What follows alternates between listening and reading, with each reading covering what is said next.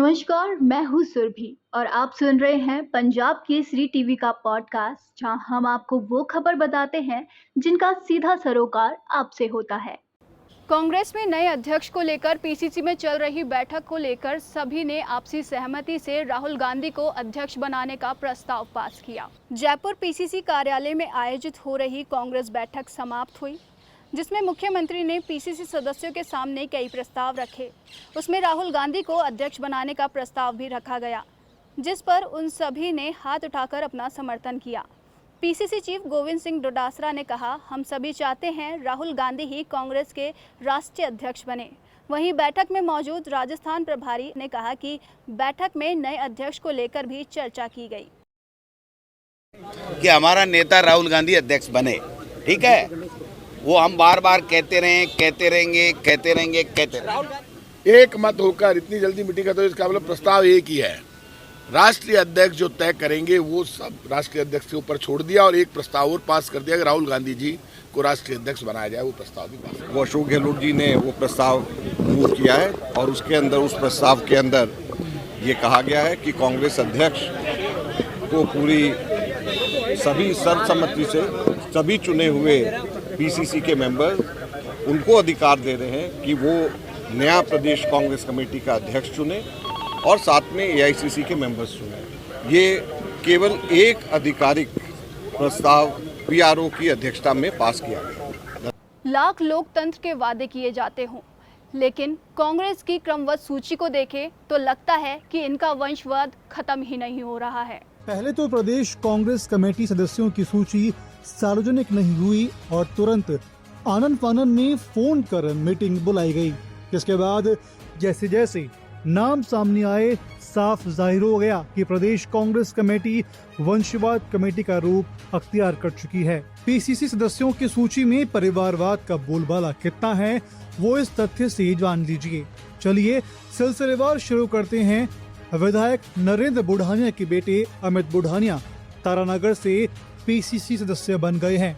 इसी तरह विधायक महेंद्र चौधरी की पत्नी सुनीता चौधरी, रघु शर्मा के बेटे सागर शर्मा, विधायक दीपेंद्र सिंह के बेटे बालेंद्र सिंह, पायलट खेमे के मंत्री मुरलीलाल मीणा की पत्नी सविता मीणा, सचिन पायलट और उनकी माता रमा पायलट, मदेरणा परिवार से लीला मदेरणा और उनके विधायक बेटी दिव्या मदेरणा, मारवाड़ के नेता बद्री जाखड़ की बेटी मुन्नी गोदारा, बाबूलाल बैरवा के बेटे अवधेश बैरवा, आलोक बेनीवाल की पत्नी सविता बेनीवाल, मंत्री लालचंद कटारिया के भाई की पत्नी रेखा कटारिया, मंत्री राजेंद्र यादव के बेटे मधुर यादव, विधायक मीना कंवर के पति उम्मेद सिंह, मंत्री जाहिदा खान के पति जलीस खान और बेटा दोनों पीसीसी मेंबर बन गए हैं।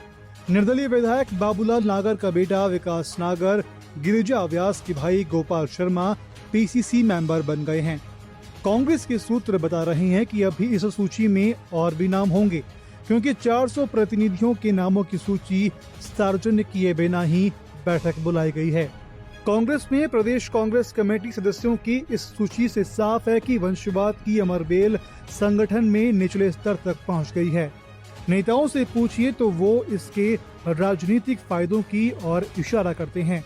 वैसे तो ये कांग्रेस का अंदरूनी मामला है, लेकिन सत्ताधारी पार्टी में संगठन में भी सत्ता के इर्द गिर्द चेहरे और परिजनों को संगठन में कमान मिलेगी तो पार्टी के लिए जाजम बिछाने वाले कार्यकर्ताओं की मायूसी समझना मुश्किल नहीं है।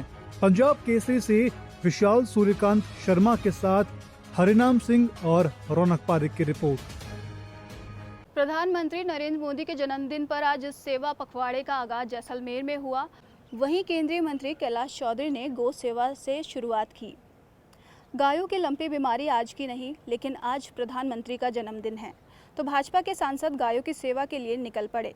मामला जैसलमेर का है, जहां देश के केंद्रीय कृषि राज्य मंत्री कैलाश चौधरी ने आज के दिन गाय और गौशालों का रुख कर लिया।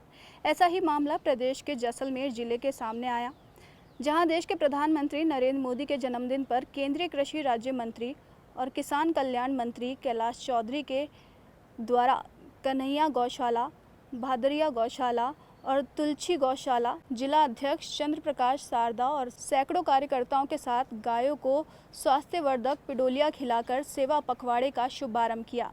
कृषि राज्य मंत्री ने कन्हैया गौशाला में गाय माता की पूजा अर्चना की और उसके बाद इन दोनों राजस्थान में गायों में फैली लंपी स्किन बीमारी के चलते गायों को वैक्सीन लगाकर विधिवत शुरुआत की। जन्मदिन है और इस अवसर पर लंपी का वैक्सीनेशन का कार्यक्रम इस गौशाला से हमने प्रारंभ किया है और इस अवसर पर मैं प्रधानमंत्री जी को जन्मदिन की बहुत बहुत शुभकामना और बधाई देता हूं। और प्रधानमंत्री जी का जैसा कि हर बीमारी के अंदर जनता के साथ खड़ा रहने का संकल्प है, कोरोना के अंदर भी उन्होंने पूरे देश के साथ खड़े रहकर और जिस तरह से वैक्सीनेशन करने का काम किया, वैसे ही राजस्थान के अंदर और पूरे देश के अंदर जो भी गायें ऐसी लंपी बीमारी से ग्रसित है उनको वैक्सीनेट करने का लक्ष्य लिया है कि सब गायों के वैक्सीनेशन हो जाए। बीजेपी जहां एक और नरेंद्र मोदी का जन्मदिन मना रही है, वहीं राजस्थान यूनिवर्सिटी के आगे कांग्रेस के छात्रों ने बेरोजगार दिवस बनाया। जहां एक तरफ भाजपा प्रधानमंत्री मोदी का जन्मदिन मना रही है, तो वहीं दूसरी ओर कांग्रेस का छात्र संगठन NSUI ने पीएम मोदी के जन्मदिन पर प्रदेश में राष्ट्रीय बेरोजगारी दिवस मनाया और राजस्थान विश्वविद्यालय के मेन गेट पर कार्यकर्ताओं ने विभिन्न खाने के स्टॉल लगाकर विरोध जताया। NSUI कार्यकर्ताओं ने कहा कि प्रधानमंत्री ने युवाओं से रोजगार देने का वादा किया था, लेकिन उसे आज तक पूरा नहीं किया गया, जिसके चलते डिग्रीधारी युवाओं ने पकौड़े, चाय, गोलगप्पे के स्टॉल लगाकर उन्हें बेचा और पीएम से मांग की कि बेरोजगारों को रोजगार देने की घोषणा करें। फसल खराबे के बाद गिरदावरी रिपोर्ट में किसानों को महंगा खामियाजा भुगतना पड़ रहा है। किसानों को फसल बीमा का क्लेम मिलने से अनियमितताएं नजर आ रही है। इसी मुद्दे पर डीडवाना में बीजेपी और राष्ट्रीय लोकतांत्रिक पार्टी ने नेताओं से मिलकर विरोध प्रदर्शन किया। प्रदर्शनकारियों ने रैली निकालकर उपखंड अधिकारी को मुख्यमंत्री के नाम ज्ञापन सौंपा। डीडवाना में पिछले साल फसल खारबा में गिरदावरी में गड़बड़ी और अब क्लेम राशि में कथित बंदरबाट को लेकर भाजपा और रोलापा नेताओं की अगुवाई में किसानों ने रैली निकालकर विरोध प्रदर्शन किया। साथ ही उपखंड अधिकारी को मुख्यमंत्री के नाम ज्ञापन सौंपकर मामले की निष्पक्ष जांच की मांग की। इस दौरान प्रदर्शनकारियों ने बीमा कंपनी के साथ राजनीतिक मिलीभगत का आरोप लगाया और कहा कि जो विधायक के नजदीकियों का है उसे क्लेम दिया गया है, लेकिन जो असली हकदार किसान हैं उनको क्लेम में जानबूझकर वंचित रखा गया।